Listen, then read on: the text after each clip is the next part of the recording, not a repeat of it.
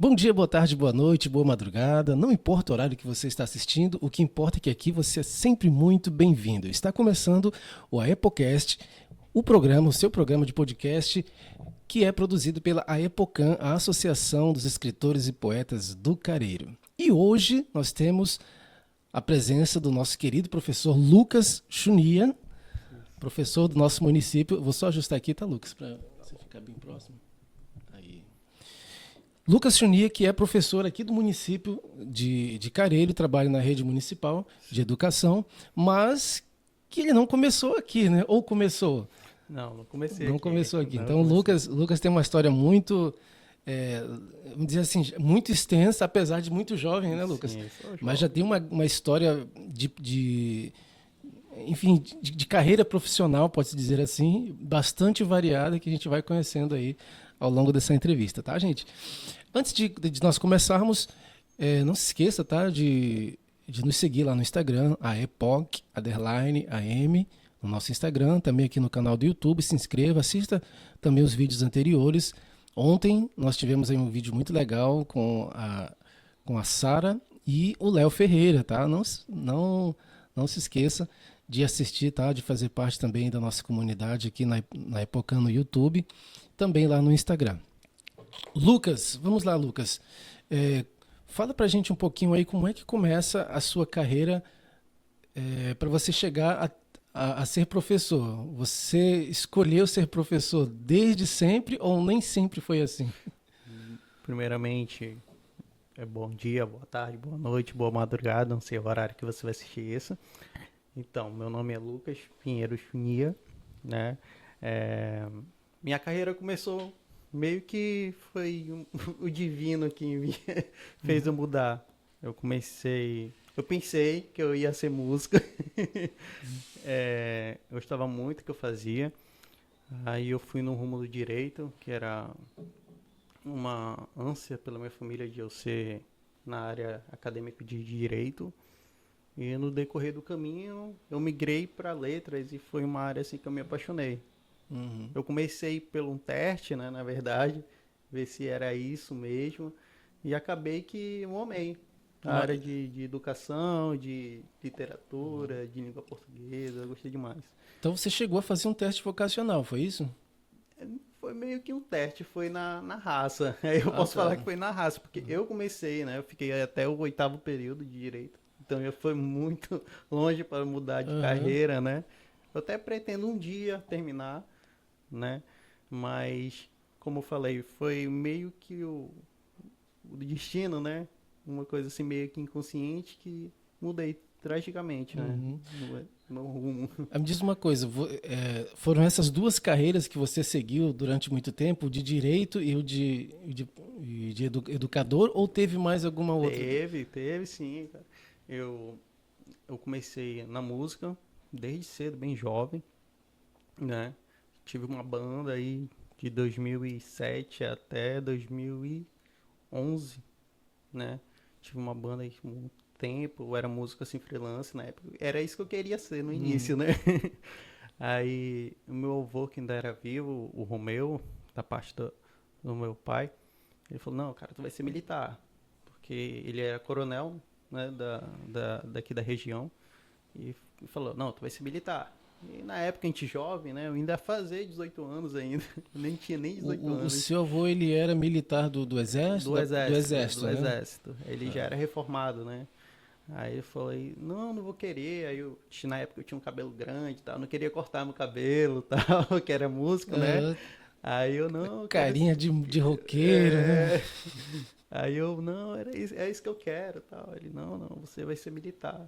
E foi, eu pedi lá no exército tudo que eu não queria, eu fiz tudo pra não ser aceito, Pra né? não ser aceito. Aí meu avô chegou lá e me levou pra dentro, e já era. Fui militar. Aí você ficou servindo o exército, Sim. serviu aquele ano obrigatório e Não, depois disso... aí, após eu servir um ano obrigatório e colocar pra me servir novamente, eu fiz umas missões aí pela AGU e também na época era meu Deus, o general de exército Teófilo, né? E depois foi o general Vilas Boas, que me deu muita oportunidade assim, na minha vida profissional. Eu agradeço muito eles. E eu mudei, saí, de uma área que eu chegava muito cansado do exército devido a muita fadiga. Aí, quando eu chegava na faculdade, era aquele sono, né? Que não era fácil. Eu preferi sair dessa área. Ou seja, você estava seguindo duas carreiras da qual hoje você não exerce nenhuma das duas, Não né? exerce, não Você exerce. estava levando paralelamente a carreira militar e a de Isso, direito, né? Olha que exatamente. interessante. Foi uma luta, né? Foi E como uma... é que foi assim a questão da família? Porque você meio que lutava contra o desejo da família, né? Exatamente.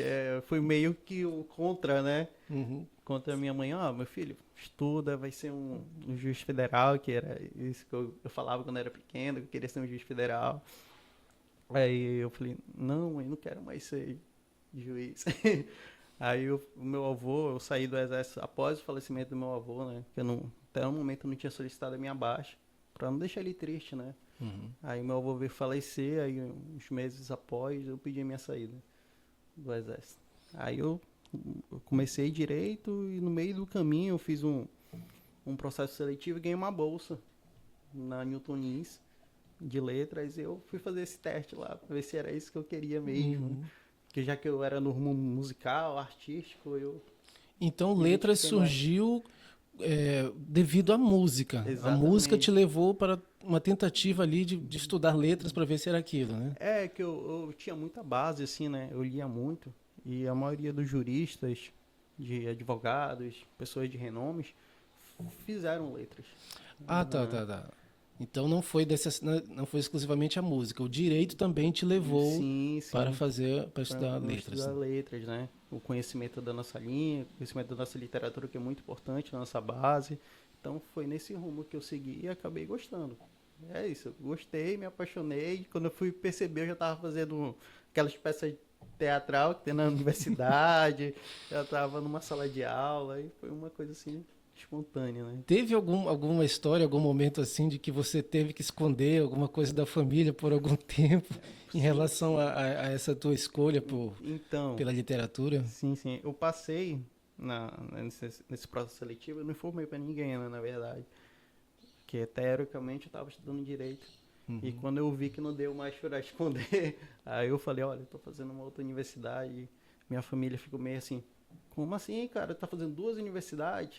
Porque era uma coisa de doido, né? Uhum. Eu saía dali do distrito, onde eu fazia a faculdade de direito ali. É, eu acho que é distrito, aquela banda dali, né? E ia para o Parque das Laranjeiras, então era uma loucura. Saía de manhã, de tarde e Nossa, e saía era, correndo e para era, estudar à e noite. era muito contramão, né? Da Muito, Bola da cara. Suframa por ali, assim, É né? assim, Para o pra, Parque das Laranjeiras. é uma coisa de. Eu falo assim que eu fui guerreiro, né? Uhum. Eu fui guerreiro porque hoje eu não tenho coragem. Se eu olhando atrás, né? Eu falei, cara, eu não tenho essa coragem, né? Eu não tenho mais. Mas era aquela. Às vezes a moto falhava, eu ia de ônibus, era essa correria, cara. Aí você ia conciliando os dois cursos Eu até que. tentei conciliar, eu tentei, mas como eu falei, muita contramão, aí eu tentei deixar o direito parado, eu deixei parado, né? Conversei lá com os pessoal da reitoria, deixei parado e segui na letras. Caramba, como são as coisas, né?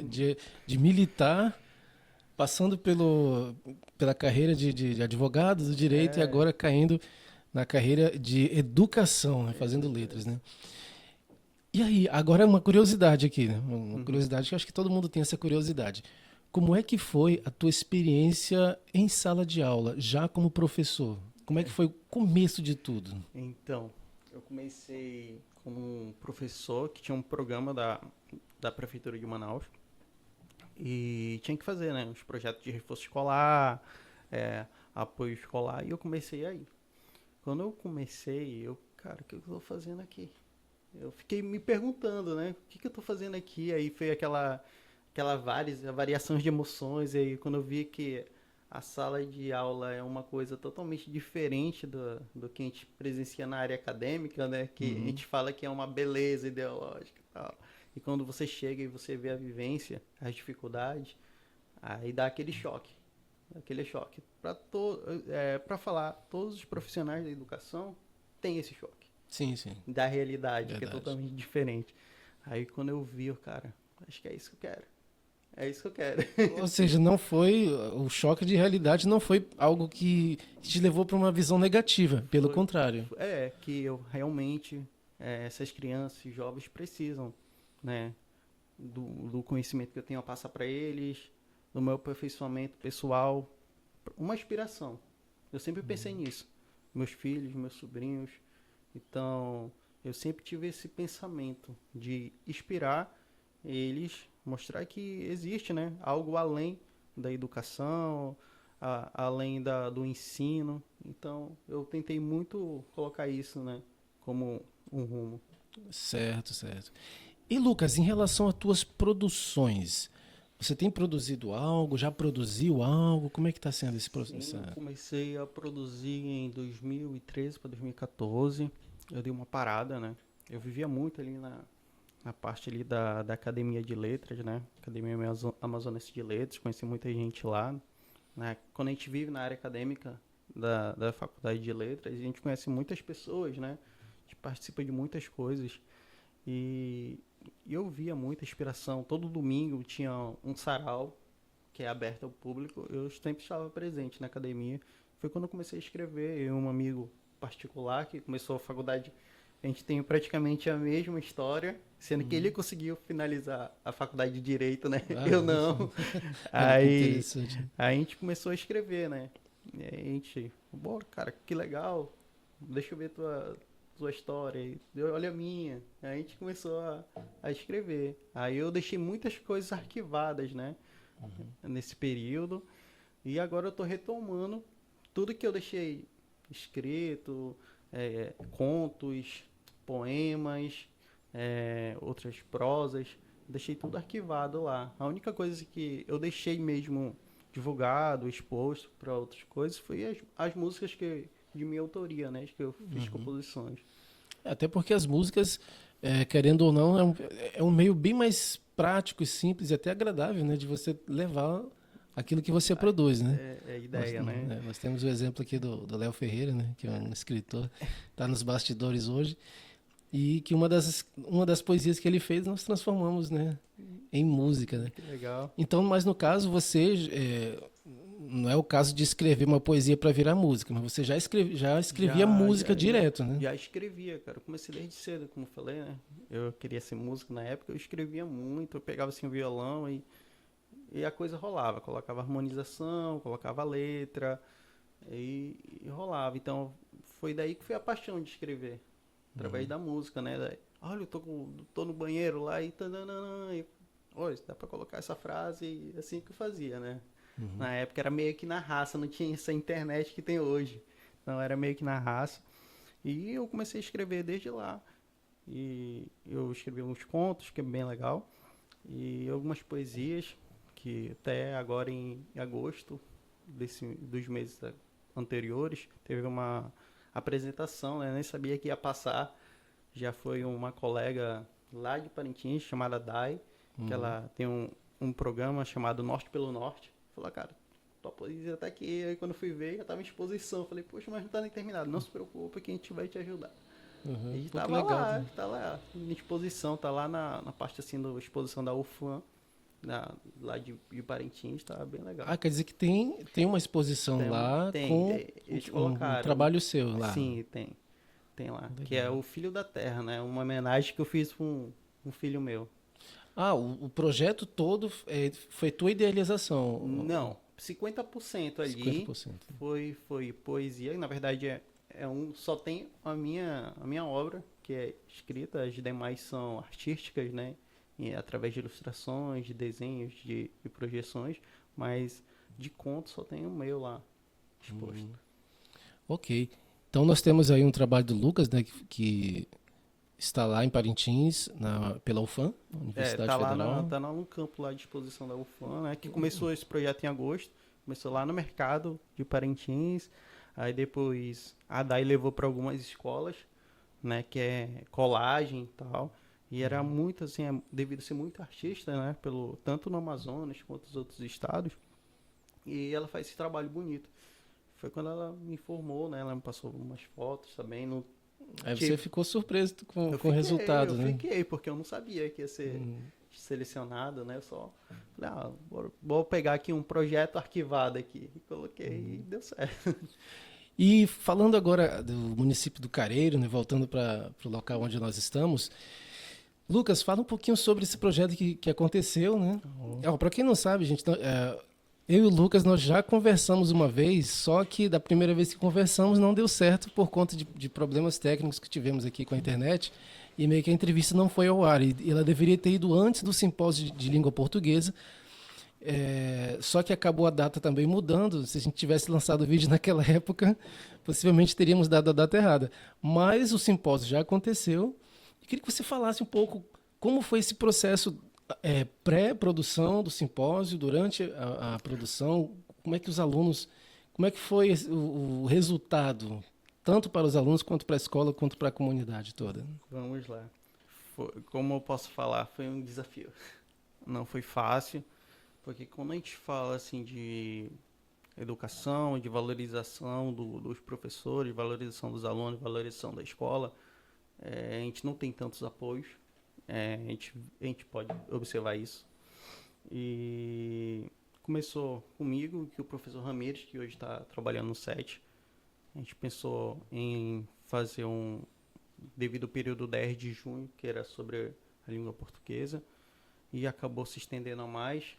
Aí ele foi pro SET, aí eu fiquei com o projeto. Aí eu conversei com o professor Fernando, que também é um poeta, né, da EPOCAM. Uhum. Conversei também com a professora Railane, que também... Conversei com os professores de letras daqui, da nossa área, né. Falei, bora fazer isso? A professor tal, falei, a gente só vai acontecer se a gente fizer.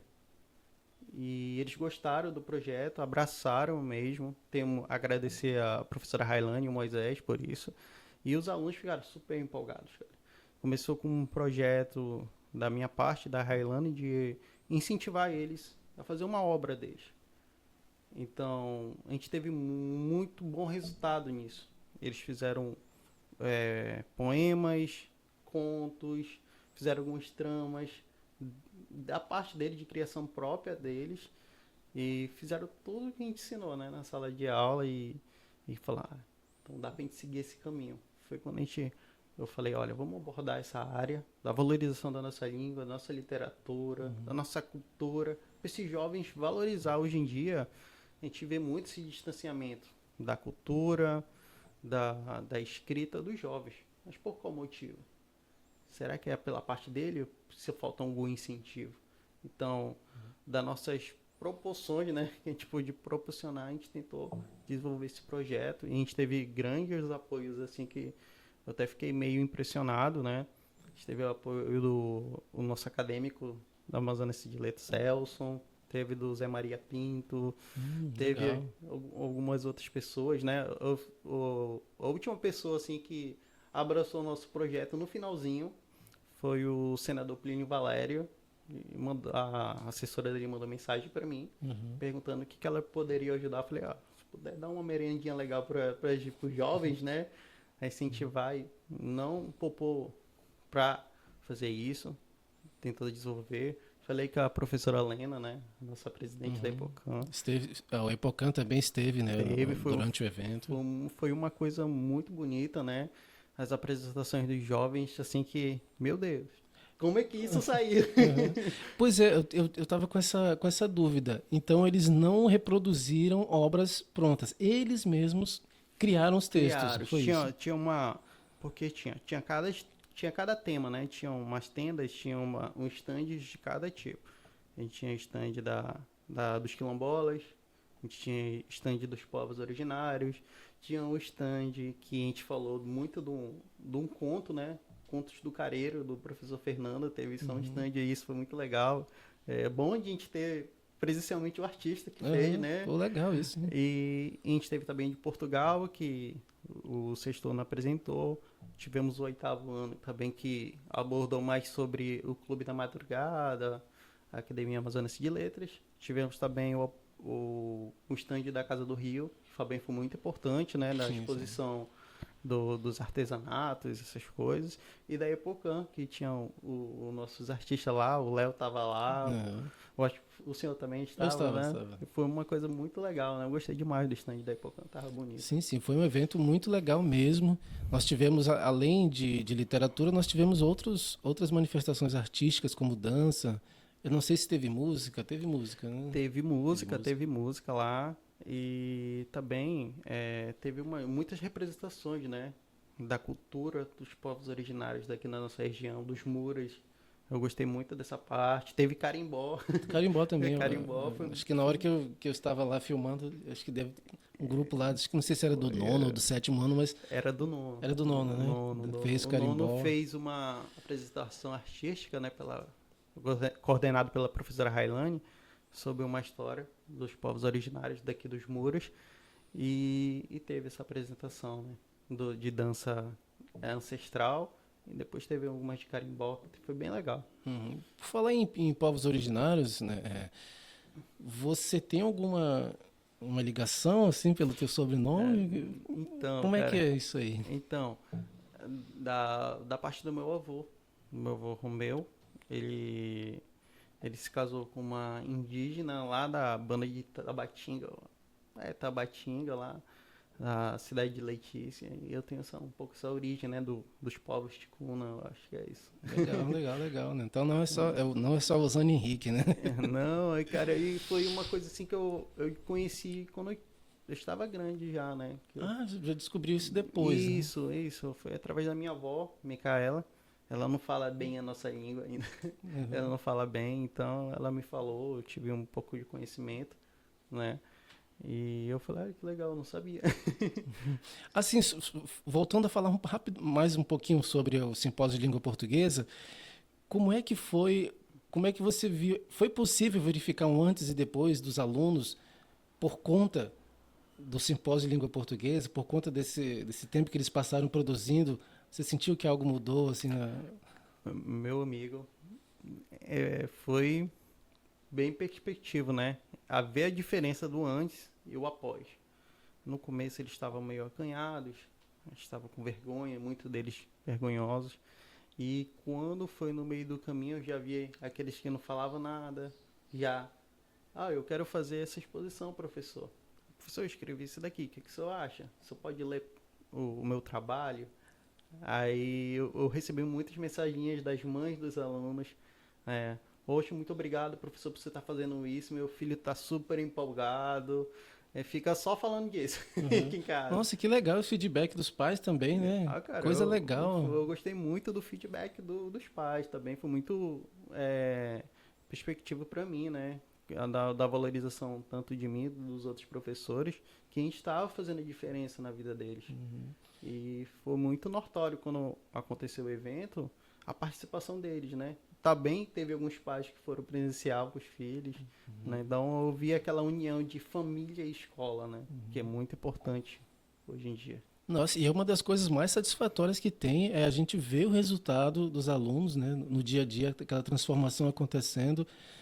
Muitas das vezes um grupo de alunos que é um grupo mais calado ou do ostracismo, aí de repente começam a se interessar por literatura, por leitura e por produção de texto. Nossa, isso é incrível, muitos deles que eu percebi devido a pouco acesso, né? Tem muitos deles que moram em zona rural, não tem tanto acesso como a gente da cidade tem, e mostrar para eles que através disso tem como eles desenvolver isso. Olha, tem como você ser poeta. Olha, tem como você ser escritor. Olha, aqui no Brasil tem poucos escritores. O que está faltando? Professor, eu tenho uma ideia, mas será que vai dar certo? Não, será não. Vai dar certo. Né? Então, a gente focou muito nisso, né? Muito nessa valorização, nas descobertas. Muito deles. Eu fiquei surpreso que são tímidos. E estava dançando lá, fazendo as apresentações. E eu, meu Deus, olha aquele tímido ali.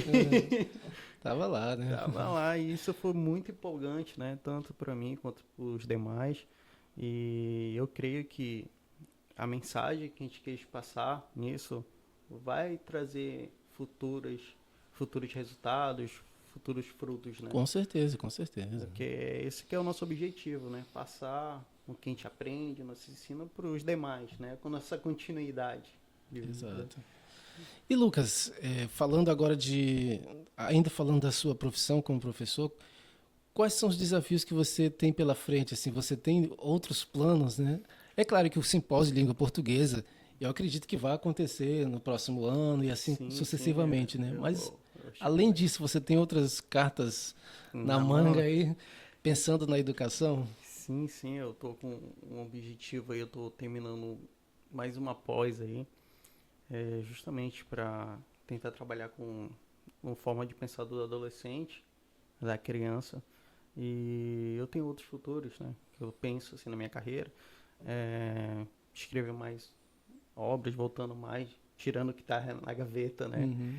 Para mostrar para a sociedade que tem artistas bons, tem pessoas que tentem como a gente valorizar, de ter mais incentivo. Até falei isso pro senador Plínio Valério, que aqui no Amazonas a gente precisa dessa valorização, né? Ele falou, precisa porque tem muitos artistas bons, mas falta aquele incentivo, aquele incremento. Então, eu acho que a gente não pode parar de produzir, a gente não pode parar de aprender, que eu penso assim na minha vida, e falo para todos, que a vida sempre é uma constância, né? Sempre é um ensino, sempre se renovando, sempre estudando. Eu sou assim, desde quando eu me entendi por gente, eu nunca parei de estudar um momento algum. Até quando eu deixei um pouco de lado essa vida de professor, eu tenho uma empresa, né, pela Sky. Eu, mesmo afastado da parte da educação, eu nunca parei de estudar. Nunca parei de apoiar, incentivo à cultura. Até longe, assim, na área do empreendedorismo, eu apoiava um amigo meu, que é o George Clay, que recentemente lançou um livro muito bom, que é chamado Amazônia. A exposição dele foi mês passado, final desse mês passado, lá no Shopping Plaza, foi muito legal, né? E eu abracei meio que ele, literatura, livro, biblioteca nas navegações, assim, né? Que a gente chamou, né? Navegando Lendo, o projeto que a gente tinha na época. Como é que é? Navegando? Navegando Lendo. Ah, navegando, lendo, né? Isso. Bacana. Aí o que a gente fez? A gente pegou, tipo, uma mini biblioteca, a gente colocava nos barcos, que ia lá para Santa Isabel, São Gabriel, Barcelos, aquela parte todinha, a gente ia lá com nossos próprios recursos, né? E colocava lá para as pessoas ter essa proximidade, né? Da Aí, no leitura. caso, quem está viajando para o Alto Rio Negro, né? Aí vai lá, Porque lê muitos um dias livro. É verdade, né? Uma viagem longa, é né? uma São viagem. Gabriel da Cachoeira, já pensou? 2, 3 dias, 4 dias. Então, muitas vezes fica sem internet e tem lá um livro. Nada melhor do que um livro, né? Isso.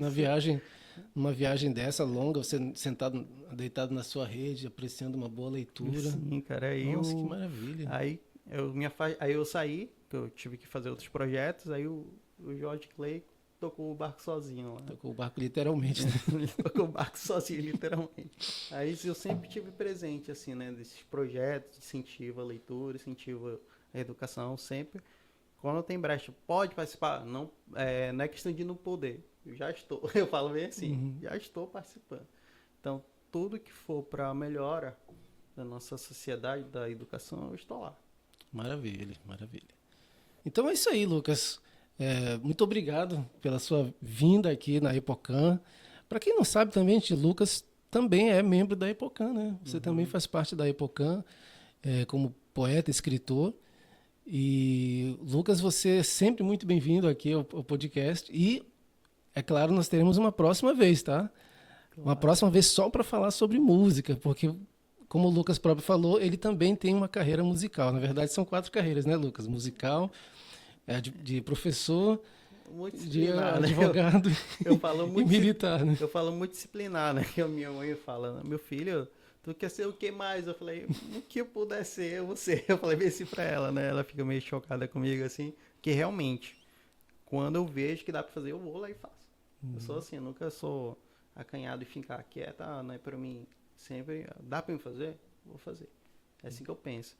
Então, eu venho agradecer o convite da Epocan, do professor Elton, e vou trazer novidades mais. Eu estou terminando de produzir os contos, né? Que eu tô fazendo, mas principalmente a obra Filho da Terra, que eu fiz uma homenagem pro meu filhinho, né? Que ele faleceu ano passado.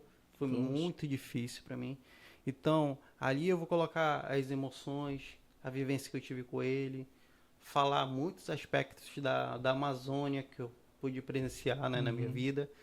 E vai sair, acho que antes do final do ano, já tá pronto. ainda Aí esse eu ano, vou né? colocar para divulgação e vou disponibilizar lá para quem quiser comprar na Amazon. Ok. Lucas, prazer, amigo. E até a próxima, né? Até a próxima.